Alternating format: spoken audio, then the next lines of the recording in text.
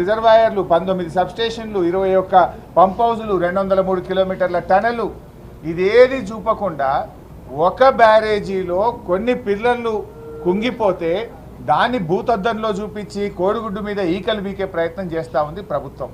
నేను అంటా ఉన్న ఈ ప్రభుత్వాన్ని మీరు వెళ్తా ఉన్నారు, సంతోషం, వెళ్ళండి.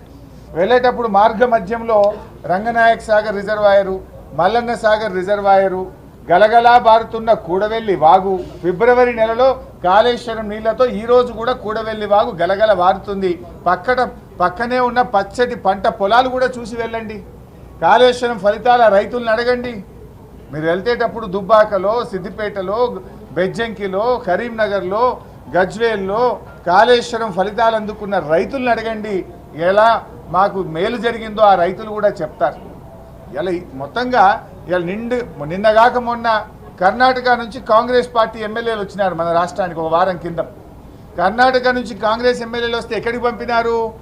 మల్లన్న సాగర్ను, రంగనాయక సాగర్ను చూపించారు. కాళేశ్వరంలో భాగమైనటువంటి రంగనాయక సాగర్ను చూపిస్తే అది చూసి కర్ణాటక కాంగ్రెస్ ఎమ్మెల్యేలు ఇది మహా అద్భుతం అని చెప్పి మనల్ని మెచ్చుకొని పోయినారు. వీడియో ఫుటేజ్ ఉంది, పేపర్లలో కూడా వార్తలు వచ్చినాయి.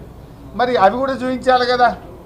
కేవలం ఒక మేడిగడ్డ దగ్గర జరిగిన దాన్ని పట్టుకొని మీరు కోడిగుడ్డు మీద ఈకలు బీకి రాజకీయంగా ఏదో 4 ఎంపీ సీట్లు రావాలనో, రాజకీయంగా లబ్ధి పొందాలనో, మా మీద బురద జల్లాలని చెప్పి ఒక ప్రయత్నం మీరు చేస్తూ ఉన్నారు. అసలు మీ ప్రభుత్వం ఫెయిల్ చేసినారు. ఆనాడు తమ్మిడిహట్టి దగ్గర మీరు ప్రాజెక్టు ప్రతిపాదిస్తే అది చాప్రాల్ వైల్డ్ లైఫ్లో శాంక్చురీలో ఇరుక్కపోయింది. 2007లో మీరు ఆనాడు ప్రాణహిత చెవెళ్లకు ఆలోచన చేసి జీవోలు ఇస్తే 2014 దాకా మీరు అధికారంలో ఉన్నారు. 7 ఏళ్ళు మీరు అధికారంలో ఉండి ఎందుకు మీరు అనుమతులు తేలేదు? ఎందుకు మీరు తమ్మిడిహట్టి దగ్గర బ్యారేజ్ కట్టలేదు? మహారాష్ట్రలో కాంగ్రెస్ ప్రభుత్వం, ఆంధ్రప్రదేశ్లో కాంగ్రెస్ ప్రభుత్వం, ఢిల్లీలో కాంగ్రెస్ ప్రభుత్వం, 3 చోట్ల కాంగ్రెస్ ప్రభుత్వం ఉన్న 7 ఏళ్లలో కనీసం ఆ ప్రాజెక్టుకు మీరు అనుమతులు కూడా ఎందుకు తేలేకపోయారో ఇవాళ ప్రజలకు సమాధానం చెప్పాలి. ఆనాడు అసలు నీళ్లు లేని చోట మీరు బ్యారేజ్ను ప్రతిపాదిస్తే దాన్ని రీఇంజనీరింగ్ చేసి సెంట్రల్ వాటర్ కమిషన్ సూచనల మేరకు నీళ్లున్న చోటికి దాన్ని మార్చి ఇవాళ 3 ఏళ్ళు నీళ్లు ఇచ్చి చూపించాం. మేము 3 సంవత్సరాలు పంటలు బండినాయి. ఇవాళ ఎస్ఆర్ఎస్పి స్టేజ్ 2లో బారినాయి కాళేశ్వరం నీళ్లు, ఎస్ఆర్ఎస్పిలో బారినాయి కాళేశ్వరం నీళ్లు, ఉమ్మడి మెదక్ జిల్లాలో బారినాయి కాళేశ్వరం నీళ్లు, కరీంనగర్ జిల్లాలో బారినాయి కాళేశ్వరం నీళ్లు, ఎస్ఆర్ఎస్పి రివర్స్ పంపింగ్ చేసి శ్రీరామ్ సాగర్ ప్రాజెక్టుకు చేరినాయి కాళేశ్వరం నీళ్లు. దాని ద్వారా కోట్లాది రూపాయల పంట పండింది, 3 కోట్ల మెట్రిక్ టన్నుల వడ్లు పండినాయి. నిజాలు చెప్పకుండా కేవలం ఒక సంఘటనను తీసుకొని మీరు బురద జల్లే ప్రయత్నం చేస్తుండ్రు. మీరు ఇప్పటికే 5 మంత్రులు పోయినారు, విజిలెన్స్ టీం పోయింది. దానికి ఎక్కడ తప్పు జరిగిందో తప్పకుండా గుర్తించండి, చర్యలు తీసుకోండి, వెంటనే బ్యారేజ్ను పునరుద్ధరించే పని చేయండి. ఇవాళ కూడా నీళ్లు తీసుకోవడానికి అవకాశం ఉన్నా నీళ్లు తీసుకోకుండా, రైతులకు నీళ్లు ఇవ్వకుండా కేవలం గత ప్రభుత్వం మీద బురద జల్లాలనే ఒక దురుద్దేశంతో మీరు ఇలా ప్రాజెక్టును రెక్టిఫై చేయకుండా, రిస్టోర్ చేయకుండా కాలయాపన చేస్తూ ఉన్నారు. మళ్ళీ జూన్ జూలైలో వర్షాలు వస్తాయి. మీరు త్వరితగతిన నిర్ణయం తీసుకొని ఆ బ్యారేజ్ను రెక్టిఫై చేసే ప్రయత్నం చేయండి. ఇప్పుడు కాళేశ్వరం అంటే ఒక మేడిగడ్డ బ్యారేజే కాదు కదా. కాళేశ్వరంలో అనేక రిజర్వాయర్లు ఉన్నాయి. కాళేశ్వరంలో భాగంగా మల్లన్న సాగర్, కొండపోచమ్మ సాగర్, రంగనాయక్ సాగర్, అన్నపూర్ణ రిజర్వాయర్, మిడ్మానేర్ రిజర్వాయర్ ఇవన్నీ కూడా ఉన్నాయి కదా. అద్భుతంగా అవి నిర్మించి ఇలా రైతులకు నీళ్ళు ఇస్తూ ఉన్నాయి, ఫలితాలు అందిస్తూ ఉన్నాయి. కానీ మీరు ఒకే ఒక మేడిగడ్డకు తీసుకువెళ్ళి ఒక చిన్న సంఘటనను భూతద్దంలో పెడుతున్నారు. ఎస్, దాని మీద ఎంక్వైరీ చేయండి, మేము వద్దంటలేం. దాని కఠినమైన చర్యలు తీసుకోండి, వద్దంటలేం. కానీ వెంటనే రెక్టిఫై చేయండి. Not at the cost of farmers.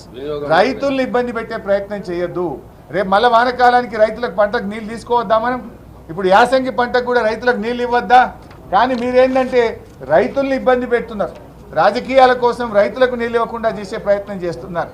గతంలో కాంగ్రెస్ ప్రభుత్వం అధికారంలో ఉన్నప్పుడు పంజగుట్ట ఫ్లైఓవర్ కడుతుండగానే, నిర్మాణంలో ఉండగా పంజగుట్ట ఫ్లైఓవర్ కూలిపోయి 20 మంది చచ్చిపోయింది ఆ రోజు.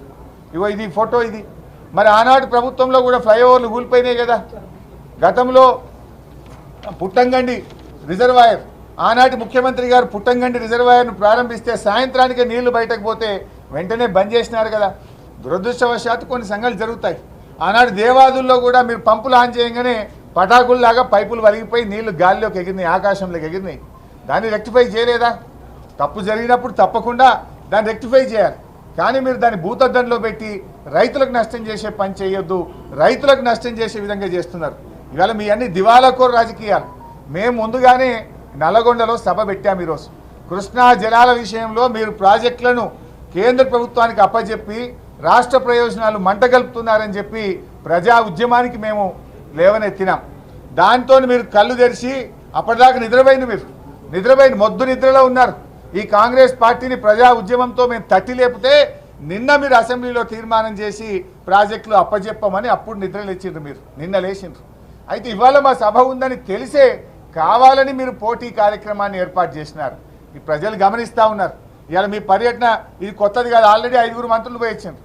నల్లగొండలో మీరు ఎక్కడ ఎక్స్పోజ్ అవుతారో అనో, మీరు చేసిన తప్పు ప్రజల ముందు మీ పరువు ఎక్కడ పోతుందనో, మీ తప్పిదాన్ని కప్పిపుచ్చుకోవడానికి పోటీ కార్యక్రమాన్ని పెట్టుతున్నటువంటి కాంగ్రెస్ నీతిని ఇవాళ రాష్ట్ర ప్రజలు గమనిస్తూ ఉన్నారు. Thank you.